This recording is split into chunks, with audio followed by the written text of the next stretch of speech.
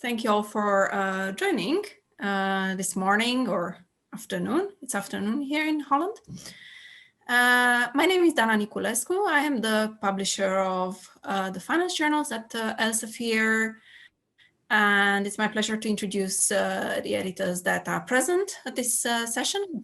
First of all, Brian Lucey is the editor of the International Review of Financial Analysis and International Review of Economics and Finance. Hamid Beladi, who is the editor of the North American Journal of Economics and Finance. Michael Dowling, who is the editor of the Journal of Behavioral and Experimental Finance. John Goodell, the editor of Research in International Business and Finance. Samuel Vinh, editor of Finance Research Letters, and Larissa Yarovaya, editor of the Business and Economics section of Hillian. They will all present their journals in relationship with the finance journals ecosystem, which is an Elsevier initiative that we started back in November last year. I will just make a very, very small introduction of this initiative, sharing my screen. If you can see it already, probably yes. It's just a matter of putting it in presenter mode. Yes. Right. So what is an ecosystem? It's basically a network of journals that are either in the same field or in related fields that work together to offer viable and attractive publication choices to our submitting authors. As I said, it's an Elsevier initiative. We encouraged journals to team up and offer the service to the authors, which is at its core based on the article transfer service that we're offering. So basically, when a paper is rejected, the editors have the choice to offer the authors the possibility to submit their paper to another journal, so the paper would be transferred and taken into consideration, go through the same process as the initial journal where they submitted. We also have some specific benefits, specific characteristics of the finance journals ecosystem that Brian will present.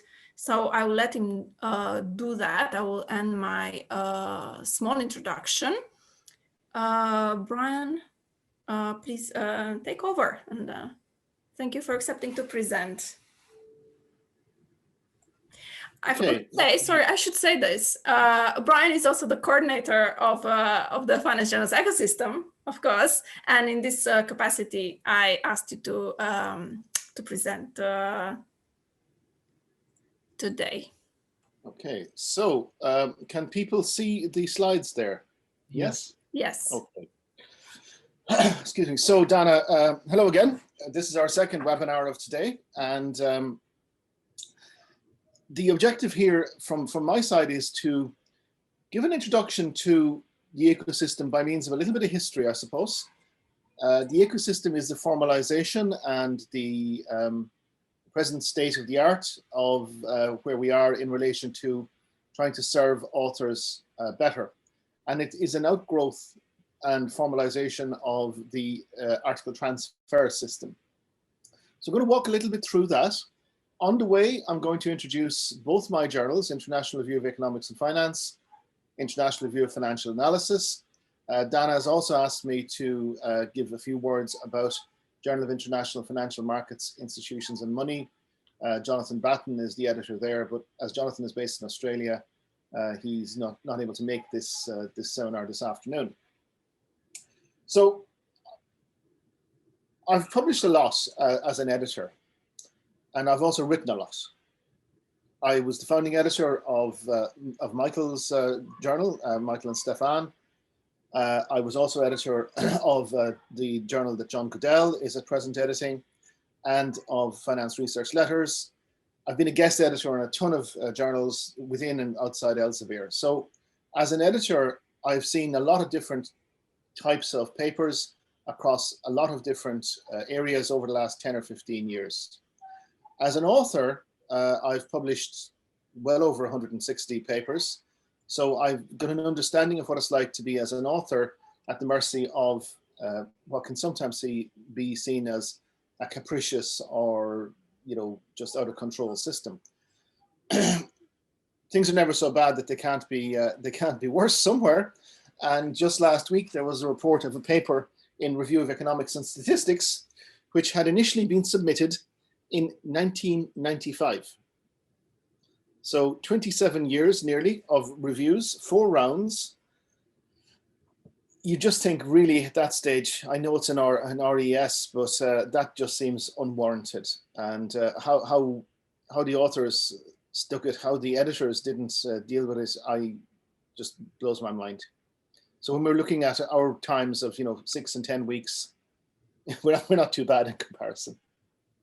Right now, as Dana mentioned, I'm the editor of 2 journals, IRFA and IREF. I'm co-editor-in-chief of IREF and editor-in-chief of IRFA.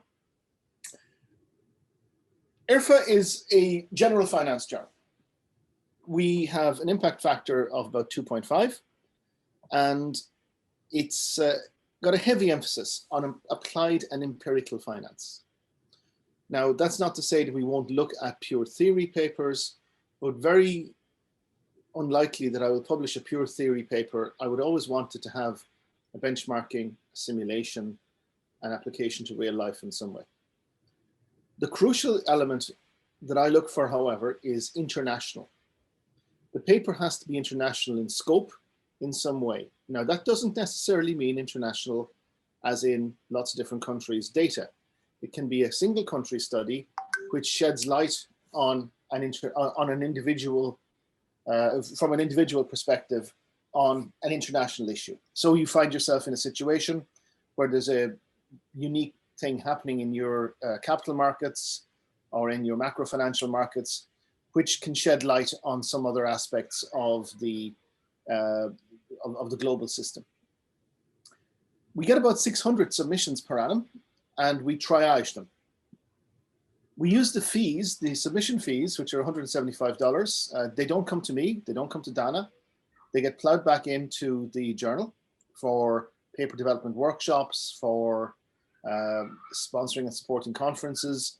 But we also use them to reward associate editors who get back to us within 6 weeks with a first determination for your paper. And this allows you, I hope, as authors to get a response quickly. The one thing we can never get is more time. Even if it's a rejection, if it's done quickly and professionally, it's good. We know where we stand and we can move on. We're not waiting for 27 years. We have associate editors from all continents. We need more Sub-Saharan African. We need more Latin American associate editors. Elsevier have, over the last 6 months, been pushing out much greater clarity on the gender composition of boards, which is really welcome. And that has forced us all to sit back and think about whether or not the editorial process is truly reflective of the authors. And as a first step towards improving that, I'm pushing towards a 40% female board by the end of this year, which I hope we'll get to. IRFA takes about 15 to 20% of papers submitted. About a third get desk rejected. And here's where we can first see our impact with the article transfer system. We can transfer within the ecosystem or outside to the wider Elsevier community. We can suggest a transfer to the author at desk rejection. But that's up to the author to accept. We send out about 40% of papers for review, and maybe about half or slightly more get published. But some of the rejected papers do themselves get transferred. Jonathan, as I say, is not here, but let me say a few words about Journal of International Financial Markets, Institutions and Money. Again, it's an international focused journal. It is similar to IRFA in that it takes an explicitly international requirement. It is an empirical journal with about 800 submissions a year. The point of IRFA is that of Journal of International Financial Markets, Institutions and Money is that it has been getting so many submissions it can be a little bit more selective, and it's selective both in terms of, as I say, international very strongly, but also selective in the sense of an institutional focused. It has a predilection towards papers that address institutional weaknesses or strengths, institutional experiments, institutional characteristics, the institutional framework of international finance. It is also part of the ecosystem and accepts about 11 to 15% of papers submitted per annum. IREF, co-editor with Carl Chen, University of Dayton, a general journal in the intersection between international finance, international economics, perhaps a little bit more submissions, about 1,000 submissions per annum, also has an impact factor of 1.8. The modal papers are empirical. We do take some more pure economic and pure finance papers, but the modal paper is a blend between economics and finance. Perhaps a little bit less emphasis on desk rejection and more emphasis on transfers than would be the case in IRFA. We send about half out for review, with about half or less getting accepted. But again, some of those rejected papers get transferred. About 15% of papers over the last year have been offered a transfer, with the remainder desk rejected. Now, if you think about the process, and this is a desk rejection, we've all, as authors, had desk rejections. The best desk rejections are those that come quickly and that have a customization, that tell us why the paper does not fit. So let me take you through an example of a real paper that was transferred, that was suggested as a transfer within the ecosystem. This paper comes in, and we can see here, this is the kind of thing we see as editors. We see the screen. Obviously, I've blanked out who it is. It's with the editor for 4 days. A thing to remember is that when you submit a paper, let's say you submit a paper this afternoon, it doesn't automatically go to the editor that afternoon. It has to go through a series of checks. It has to go through a series of checks for technical completion. It has to go through a series of checks if there's a fee waiver or if there's a fee due. So it may take up to a week to come through that process and to land on our desk. So when it lands on our desk, then our clock starts ticking. This is an interesting paper, and we read through it, and we see, you know, it's about it's a Spanish focused company, but it's clearly looking at an international issue. When you read the paper, it's very clearly addressing an international problem with a new data set. However, it was clear to me that when I was going to make the decision, I wasn't going to send it out for review. I wasn't going to assign an associate editor to it, because I felt that this was one which was actually closer to being a paper that I would think would be in John's wheelhouse, that it was a paper which was blending some business, some international, and some finance together, and therefore fit pretty much more directly into REBAF than into IRFA. And this is what we say. This is the typical kind of transfer that we suggest. Thank you for your submission. Unfortunately, I don't think it fits us. It touches on managerial and organizational structural elements which might best suit a journal with a slightly more business as opposed to a pure finance approach. And this is at the heart of the ecosystem. At the heart of the ecosystem is not us trying to shuffle your paper off. It's trying to find the best home for your paper. It's trying to find a journal that suits your paper, the audience of which will be more appreciative of your paper than perhaps the one which was sent in initially. We need to be conscious that there's always a bit of a tension here. Some people don't accept a transfer because they perceive that it's being transferred to a lower quality journal. Leaving aside whether or not we can measure journal quality as opposed to paper quality, it's not the objective here to have a trickle-down approach where you have a group of journals at the top and then we're shoveling stuff off down to lower tier journals. It's absolutely not that. It's about getting a best fit. So sometimes you get a really, really nice paper, but it doesn't need to be 5,000 and 7,000 words long. It's actually much more impactful if it's 2,000 words long and would therefore fit much better in finance research letters. And that's the kind of thing that we're trying to do in the ecosystem, to coordinate and streamline this set of journals. As Dana said, it's a group of journals: North American Journal, Finance Research Letters, International Financial Markets Institutions, Behavior and Experimental, Research and International Business, Review of Economics and Finance, Review of Financial Analysis, and the business section of Helion. All of which share a coordination mechanism, if we can grandly call it that, which at the moment is myself and Dana. The objective of that, though, is that we're taking this idea from stuff that's been done in oncology in particular and other medical sciences. And you need somebody in the middle, or some people in the middle, who can take an overview and see what's working and what's not working, and learn from their other colleagues. There's a one-time submission fee. So once you get into the ecosystem, if you wish to, you can stay within the ecosystem for the journey of your paper. There's a cross-journal editorial communication view.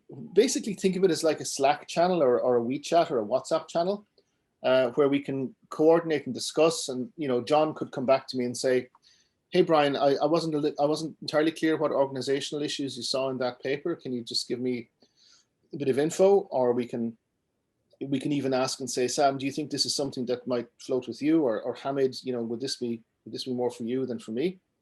And the idea is, again, to try and ensure that as rapidly as possible within the ecosystem, we find a journal in the general finance area which will be receptive towards and appropriate for your paper.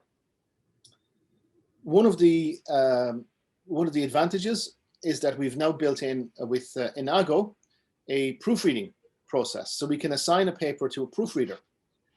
It is not uncommon, even for native English language speakers, to require a proofreader to basically make the paper sell itself better. And this is a no cost to you as the author. It's really good, it's really efficient, it's really quick. They really do bring a lot to a paper. And we have clear metrics as editors about how we're being asked by the publisher to operationalize this. We have a good idea in our mind as to how we want this to work, and we're doing our we're doing our initial stages to make it happen. The ecosystem is there to serve you, the author. It's not there to serve us. It's there to serve you. It's a single port of call. It's a formalization of what was existing. It's an enhancement of what was existing. Its objective is to ensure that your paper gets published, if it can be, as swiftly and in the most appropriate place as possible, because that's what good science is about. Thanks. Thank you, Brian. We are going to start journal presentations, and I'd like to start with Larisa Yarovaya, who's going to talk about Helion, the business and economics section. Hello, happy to be here. Hope you can see me and hear me clearly and can see my slides. So my name is Dr. Larisa Yarovaya. I'm from Southampton Business School, University of Southampton, UK, and I'm a section editor of Helion Business and Economics section, together with Pavlos Diles. So what is Helion? Helion is very broad in scope, so it's actually a combination of different sections. Maybe you heard about Helion Environment or Helion Education, and basically Helion Business and Economics is a section in Helion. So as an open access journal, as many other open access journals, we are charging publication fees, not submission fees, which is $1,750 dollars. So which provides a golden open access to authors. And of course, we have some discounts for authors from Research for Life group from AB countries, and for other authors who might have some financial difficulties and are not able to pay these fees for certain reasons, like COVID-19 crisis, for example, we're also able to waive these fees. And of course, for all the transfers from finance journal ecosystem, all these papers will receive full fee waiver to publish in Helion Business and Economics.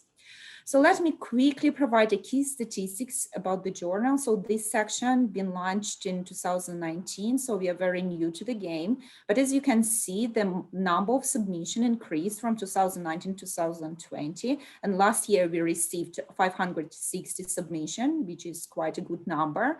In terms of the acceptance rate, since section launch, it's 17%, which I think also on par with other journals in the ecosystem. Desk rejection rate might be slightly higher since section just launched. So we are on 60% now because it's new journal, and we try to keep the bar very, very high straight away to avoid, the situation that we have published less than perfect papers. In terms of the time to first decision after the review, so far we have 52 days. Our goal is 45 days.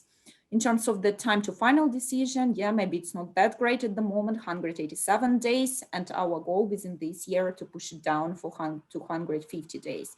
Therefore, we are aiming currently to expand and to update our editorial board, and particularly we are looking to enhance the gender balance on the editorial boards. So far we have 30% women, and we want to increase these representations of female editors and minorities, and also diversify geographically, specifically for sub-Saharan African countries. We are interested in Asian, Latin America, or Eastern European countries as well. So in terms of the benefits for authors and for the ecosystem overall, what we can offer, Helion Business and Economics section probably the broadest among all 8 journals. So we will be able to accommodate different multidisciplinary papers in finance and business. So for example, papers in tourism that has very strong finance or business twist to it that potentially cannot fit to the finance research letter and will be considered out of scope in this journal, can feed to Helion Business and Economics, because apart from finance associate editors, we have associate editors with expertise in tourism, expertise in environmental science, environmental economics. So our editorial board very, very broad. We accept both short and full-size papers as well. So we are very flexible, your paper, your way policy.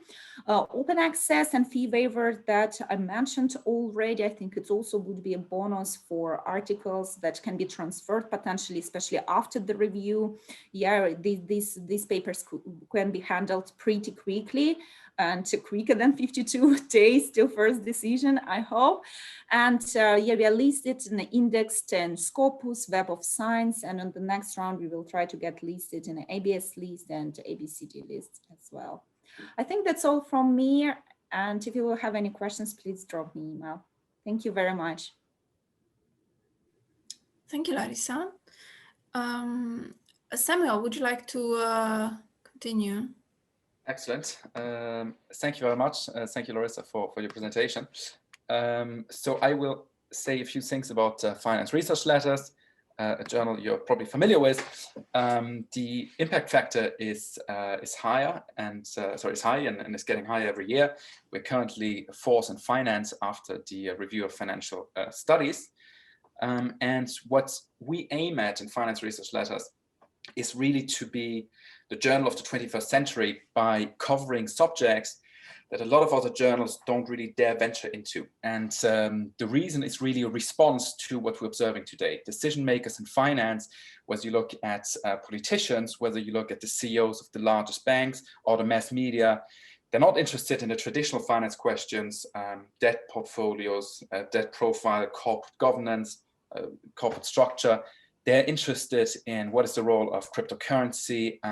Can we use finance to solve some planetary and green issues? What is the effect of COVID-19 on the economy, etc.? And this is really where FRL has by far the pole position. So we understand that when you submit a paper, you might venture into a field where you don't have a lot of literature. And this is something I really like to put out there.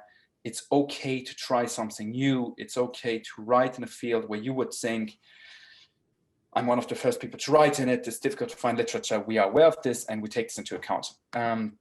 We aim at providing you with a fast response, with fast and yet high quality reviews, and still having in mind this idea that your paper will really make an impact. Okay, the impact factor is really growing exponentially. It's going to be even higher for 2020 because the citations for finance research letters are growing and growing. So let's have a look at the top cited articles. The reason I have this slide is because currently the most cited article in the history of finance research letters was published 6 months ago. And I think this is really kind of telling the story of where FRL is going. It's already the fourth best journal according to the impact factor in finance. And the most cited journal is literally 6 months old, right? I mean, this is really showing how fast we aim at responding to ongoing problems. And not surprisingly, it's on COVID-19, which I guess is the crisis everybody on this call is familiar with. What is our role in the ecosystem? So the ecosystem is really putting your paper in the heart of the process, okay? And now if you submit your manuscript to FRL rather than to a different journal in the ecosystem, your manuscript will of course be much shorter. It will be about 2,500 words. If myself or one of my colleagues, Najes Boubakri or Jonathan Betten, believe that your paper would make a better fit with a different journal, we will give you the opportunity, of course, after the transfer through the ecosystem to revise it and increase it in length if you want, right? So all of this can be done in your first round of revisions once you accept the transfer. We now work together, as Professor Lucey just said, with Enago, which is a free service, free of charge, that helps you improve your English or the English of your manuscript if needs be, right? And you also have the option for certain journals on which Jonathan, Najes and myself are associate editors to request it. We handle your manuscript all the way. So this really means that all the work you do is not lost, right? So we really make sure that you don't lose time. If you submit to finance research letters and you go through a reviewing process and you get answers and you do the work and the referees still don't agree that you should get published in FRL, we can transfer you somewhere else and we will still look after your paper. So it's not time lost, right? And I think this is really one of the major advantages of the ecosystem. I see a lot of questions coming in, so I'm going to stop here and give the floor back to Dana. Thank you very much, Samuel. Michael, would you like to present on JBEF? Yes, I didn't bring slides because it's only a few minutes. But it's so the Journal of Behavioral and Experimental Finance has two very distinct angles that we publish behavioral finance, investor psychology, and then we publish experimental finance. So just financial results that are conducted through an experimental methodology. They have quite a bit in common in that experiments are normally about behavior, but we have two editors. I handle all the investor psychology work, and my colleague Stefan looks at all the experimental stuff, and we keep it quite distinct. We get about 300 publications, submissions a year, of which we publish about 100. I think what distinguishes us and why we're sometimes a popular transfer journal is often for general finance, when you publish something, say, about an application of a technique to India or to China. In general finance, it's often viewed as, well, what's the point? Whereas to us in JBEF, if it's actually telling us some behavioral insight on how people in India, people in China, etc., how they make decisions and how they make financial decisions, then that's something that we find really interesting. So the extent to which it is cultural, the extent to which it's moving away from a textbook American version of finance to giving us a richer insight into how people all around the world make financial decisions. We find that very interesting. So we've we've some good rankings. We're ranked ABDC, the Australian system. We're an A-ranked journal, and we've been rising at each ranking system. In the UK, we're ABS1, but there's kind of a strong anticipation that we'd rise at the next one, and a decent what's it called, a pseudo impact factor. I think we're definitely a strongly growing journal. We tend to respond very quickly, and two other things that we do where you might be wondering, where would I publish this type of paper, is in terms of, I think we're the only other journal apart from FRL that publish 2,000 word articles. So it's another choice. I think FRL is the very much the leaders in terms of short articles. But if you have something very behavioral, it fits with us. We also publish experimental code. So if you were to code a statistical program, a financial technique, and you're wondering, can I publish this code in order to generate future citations from people using it? So for example, a mini Python package, an OR package, a Stata package, experimental package, you can publish that with us, and we will provide a repository for your code. And also it's a way for you to generate citations, which are often quite hard. So there's some of the unique things that we do.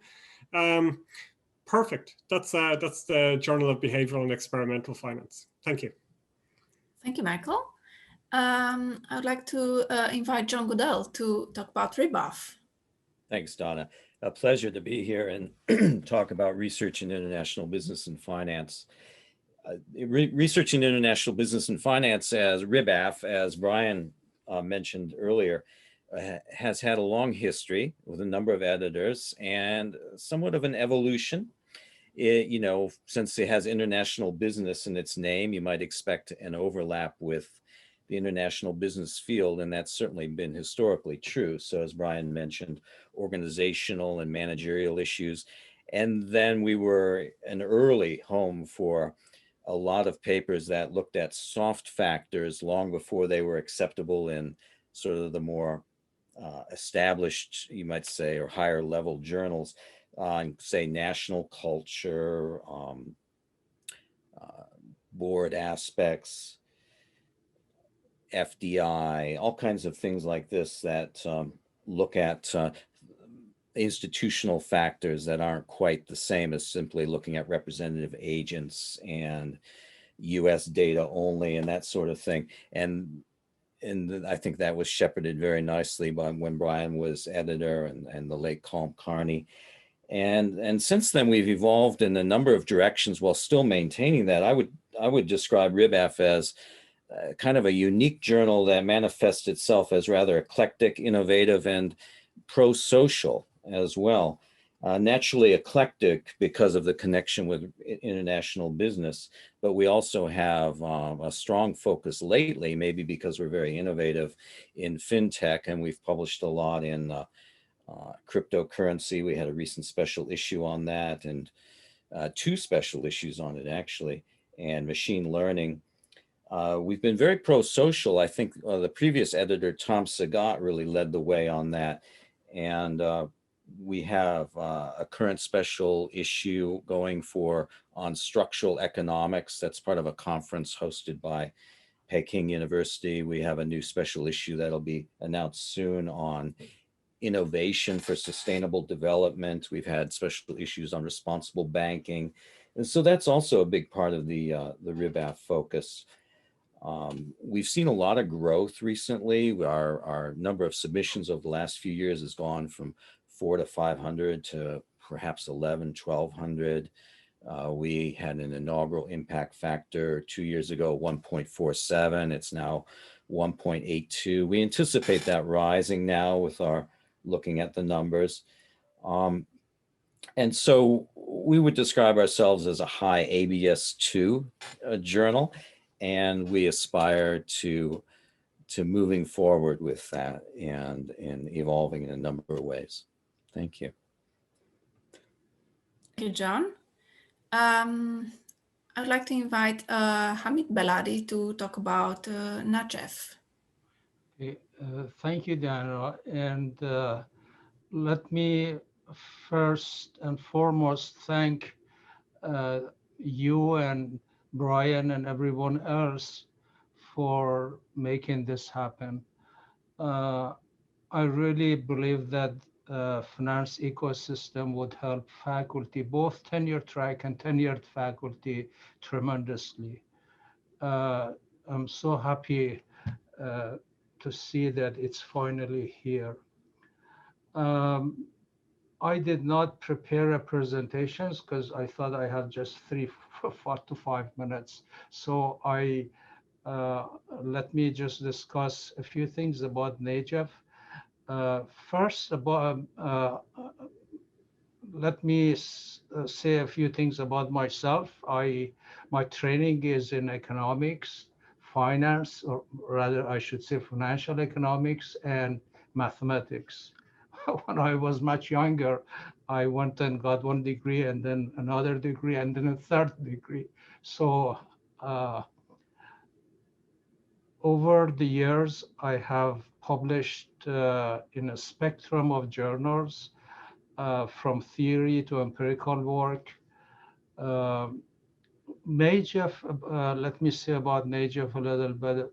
A number of years ago, Elsevier contacted me and they said that we would like you to take over NAGEF. And so we revamped the whole journal in terms of aims and scope. And we even changed the cover of the journal, the cover page of the journal. And since then, it has been on the rise. I believe last year we had about close to 600 submissions. NAGEF aims to publish high quality and original papers, and I would like to emphasize original papers in financial economics. And we look at almost any papers in financial economics, but we're very much interested in papers that deal with models of asset pricing, with international finance, corporate governance, hedging and risk management, and financial econometrics. We try very hard to maintain a balance between empirical papers and theoretical papers.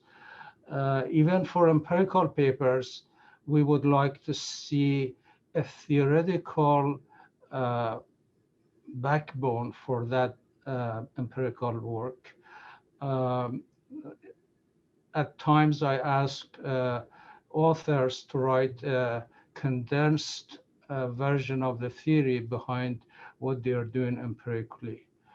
So all in all, NAGEF has been on the rise, and over the last few years, we have published a number of special issues. I am in constant talk with editorial members, and they also follow the journal, the papers that we publish. And I would like to encourage Dana and Brian to ask some other finance journals to join ecosystem. In particular, Journal of Corporate Finance, Journal of International Money and Finance. Josh used to edit that. I don't know who is editing that now. Anyway, and I think that impact factor currently is about over 1.5, if I'm not mistaken. So it has really picked up, and I would also like to echo everything that others said about ecosystem, in particular what Brian said about ecosystem. It is really a tremendous help to all faculty and all the benefits that Brian mentioned. And I don't think other publishers have such a feature. So Dana and Elsevier ought to be congratulating for doing this for authors. Thank you. Thank you, Hamid. This concludes the presentation of our ecosystem journals, and we would like to open the floor to questions. There have been already many questions in the chat, and also quite some answers coming in. If you have questions that you would like to ask directly, please unmute yourselves. Otherwise, please continue to write in the chat, and we can answer now live. Thank you.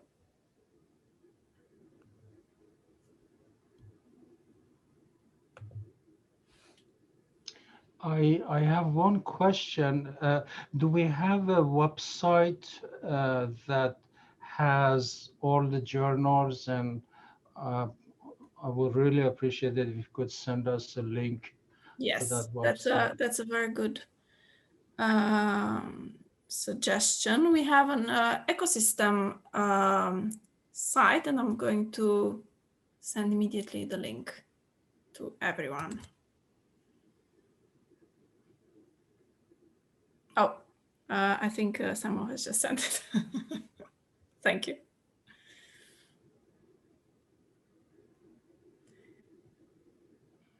I wonder if there is a way to publicize, market this new initiative, Dana. So all potential authors across the globe would be aware of it. Well, this webinar is meant to let the authors know about our initiative.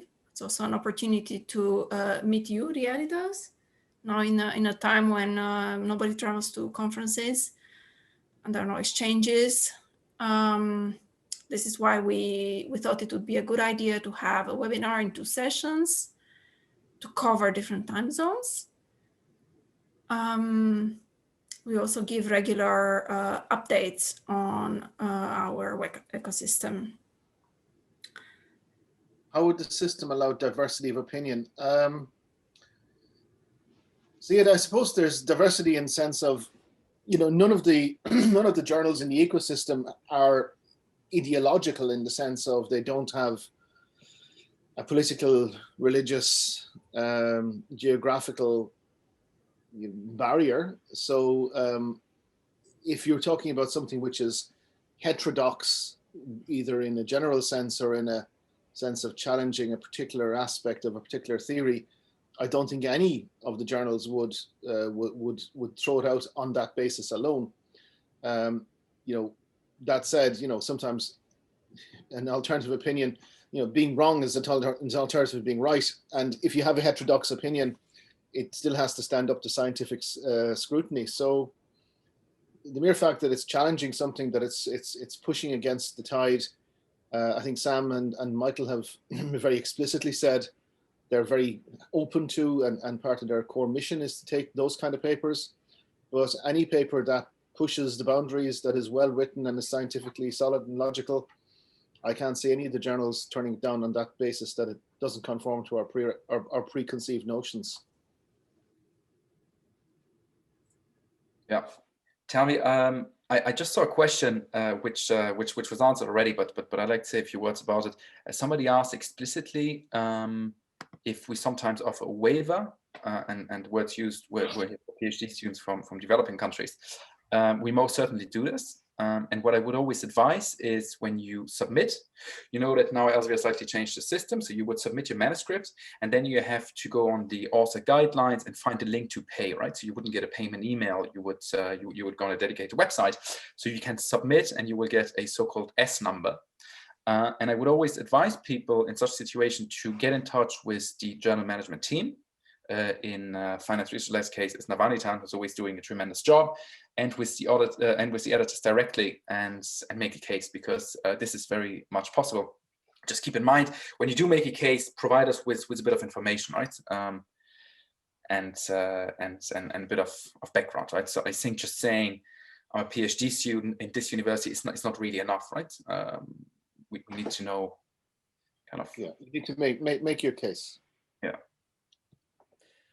I noticed one question asking about whether we waive submission fees for doctoral students, and that's certainly the case at RIBAF, and RIBAF is very, very interested in, I think the question said, do we waive submission fees for PhDs from emerging markets or developing countries? And yes, we often do. We do that on a case-by-case basis, but I think more broadly, RIBAF is very focused on underserved author markets. And as I think a number of the journals in the ecosystem, and whether we've had initiatives in sub-Saharan Africa, where we had a conference a couple of years ago, and we have a couple of conferences going on in Vietnam this summer, and so on and so forth. I don't know if others feel the same. May I also jump into this discussion? I think regarding two comments from chat, first about whether we accepting less scientific and more practice-driven or experts' opinions.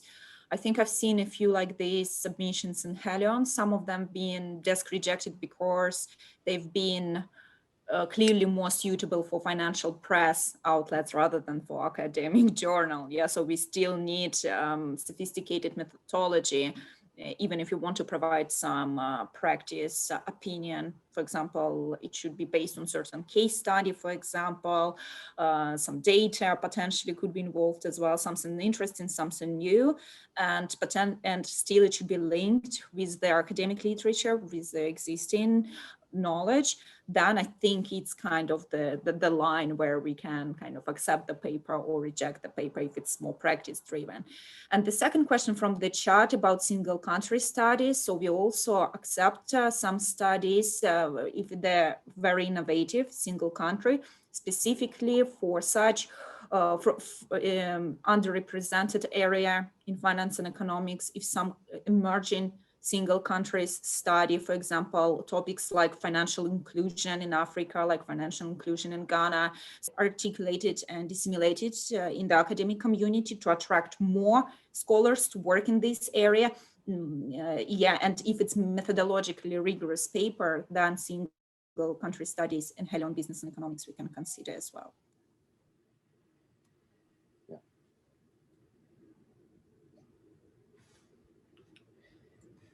I could add to that, RIBAF will publish single country studies, even though we prefer cross-national studies. But I think, and this would be the case for many of the journals in the ecosystem, we don't really focus on papers that simply replicate something that was done for US data for a different country, unless you add something in there about why, and something that's truly meaningful about why is that country a particularly valuable environment to study this question. That would provide not new information about that country, but new information about all countries that would arise from the study. So I think, because we get a lot of single country studies at RIBAF, and that's the fundamental question. Does it teach us something more generally beyond that particular country? Can I come in to answer a couple of the questions that have come up here? One is, what is your approach in a paper based on an emerging market country with firm level data? Some editors reject the documents based on the country's development level. They might do. It might be more likely, however, that it's about rejecting it because it's a single country study, rather than the fact that it's a developing country study. If somebody come up to me with yet another French pharma analysis of Canada, I would reject it. We don't care. We know it works. We know it's got issues, fine. Come up with something that talks about a number of different countries in a French pharma perspective, and then we're talking.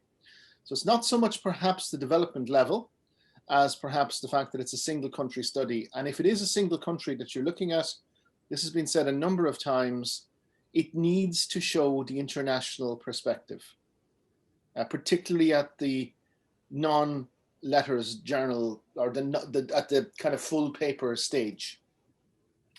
There's a comment there about FRL having a strict word limit. It does. I will let the editor speak on the word limit, but I would say that the point of having letters journals is that sometimes you just need 2,000 words. Larissa, Sam, and I and another person just literally yesterday finished a paper in 1,900 words, and it actually takes more work in some ways to write 1,900 words than it does to write 5,900 words, because you have to be absolutely clear about what you're saying. And this is why letters journals, whether they be in finance, economics, chemistry, have really high impact factors if they're run well, because they get the word across quickly, concisely, and easily. Yeah, I think something to keep in mind as well about this word limit, right? First of all, to answer your question directly, we will not bring it up to 3,500 or 4,000 because the system is working really, really well so far, right? So I think it would definitely be a mistake to in any way change the rules of the games for FRL because it's rising impressively fast. Limiting something to 2,500 words doesn't in any way mean that we would ask you to provide us with bad research, right? A lot of people forget, even though it's extremely clear in the author guidelines, which are available online, and we always hope that people will read them. The appendix, especially the online appendix, is unlimited, right? 2,500 words is what you need to get your message across. And I really don't understand how people are always fixed in our profession about, oh, 2,500 words is not good enough, it's not long enough for a good article. I mean, you know, the New York Times managers, the Spiegel managers, Le Monde managers, you know, you can have excellent articles that make an impact on this world in far fewer words, right? And all your evidence, all the additional proof that you would like to add, you can put it free of charge on the internet, right? And Science Direct will offer you this opportunity. You can put in 2,500 pages, if you want, of online appendices to your 1,900 words FRL manuscript, right? The idea is just that you concisely, in a short manuscript, bring over your message. We will not go over 2,500 words because it is the key to our success, but you can add as much as you want online, right? There was a question there which I wasn't clear about, which was about criteria for institution. So does somebody want to raise that question again?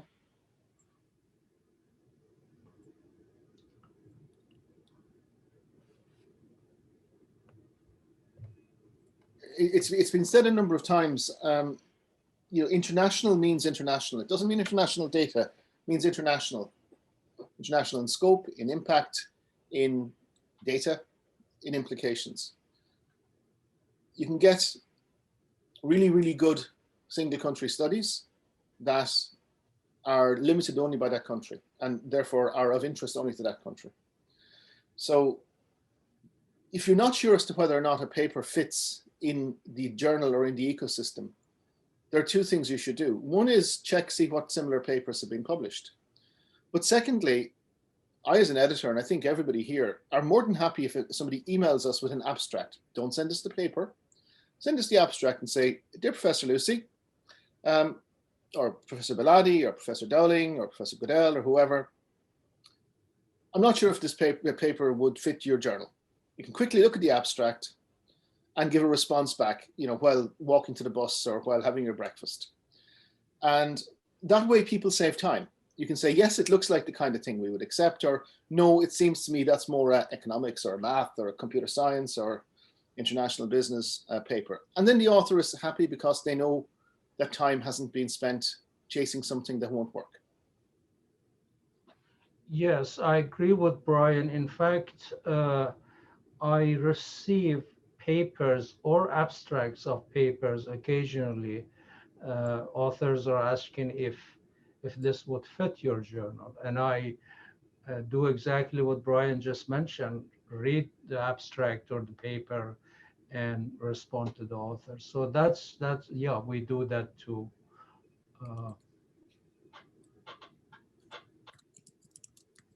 Well, I think. Sorry. Yeah, I'll be very quick, Michael. I think a really good piece of advice that I would always give about this, is my article international or not? It's okay if you do it on one country, at least it is for finance research letters. as long as you show that what you're looking at, you explain why you're looking at this particular country, and you explain how this is relevant in order to understand the theory behind it better, or you prove that your findings are very different. And Elsevier has tons of free material online. And one of these many materials is the publishing campus and the entire reviewer tool, which I'm sharing here with everyone. They offer a reviewer checklist. And I always find that when you write a manuscript, go through the reviewer checklist, because then you will go through all the points that a reviewer should go through. And if you manage to address all these points, your manuscript should be good to go, right? So this is maybe something to keep in mind. I just sent you the link, and it's all free of charge. I was going to, I don't know if I'm interrupting the flow, but one of the first questions asked was simply about advice to, what advice would you give to young researchers? And I guess in terms of, I know it's quite a common question, but I think it is maybe something that people do struggle with, especially if they're coming from a research institution where there isn't a big habit of publishing. But it's, I think from the thinking back over the papers that I've kind of given a chance to, or had to reject, either desk reject or reject a bit later in the process, it's I'd say the biggest advice to a young researcher is making sure that your paper looks like a paper. Like, as in, like, and I don't even mean just the writing style. Like, you know, if an average paper in the journal you want to publish in has about 6 tables, your paper should have about 6 tables. If the average paper has about 1,000 words in the introduction, your paper should have about 1,000 words in the introduction. And it's really quite a simple mimicking thing that is actually surprisingly useful in terms of benchmarking your own work. And I'd say then, and the second thing, and this maybe goes back to one of Brian's points there about the CAPM, is that when you're writing that introduction and when you're making that case for why your research is important, are all the references you're drawing on, or were they published in the last 3-4 years? Or do you have to cite a FAMA French paper that was published in 1990? Because if you're having to rely on research that was published in 1990, it's probably not going to be too topical. And so between those two things, it's, does it look like a paper, and are you building your argument on research from the last few years? You can kind of, I'd say you can overcome, I'd say at least half of desk rejections. I mean, the last angle, I think, is this thing about, is the idea really interesting? So it might be new, it might look like a paper, but is it really interesting? And this, I guess, is more about having a good social network where you can kind of share ideas, and you can ask. I think sometimes, and I remember this myself from being a PhD student and from running a PhD program in my previous job, is that the most common mistake that young researchers get into is they start to get caught up in the game of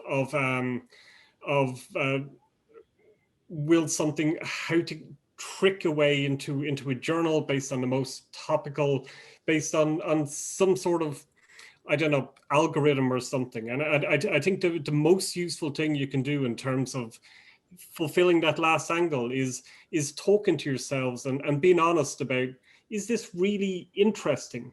Or do I just think that other people would like it?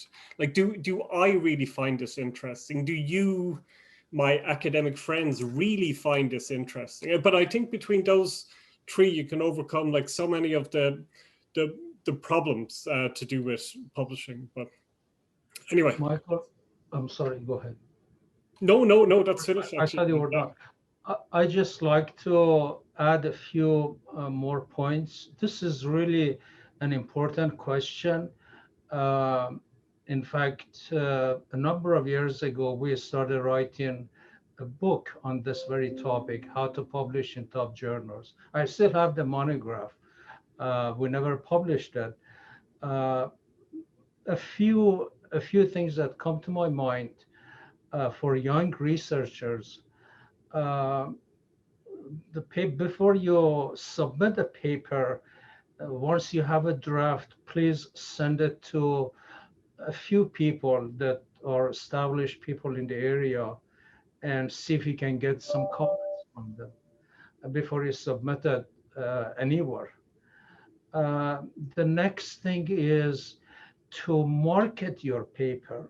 I often see papers that have solid theoretical, empirical backing, but the presentation is quite frankly so lousy that nobody wants to read it. So the marketing side of the paper is as important. I don't want to say it is as important as its content, but it is a very important complementary factor to a paper.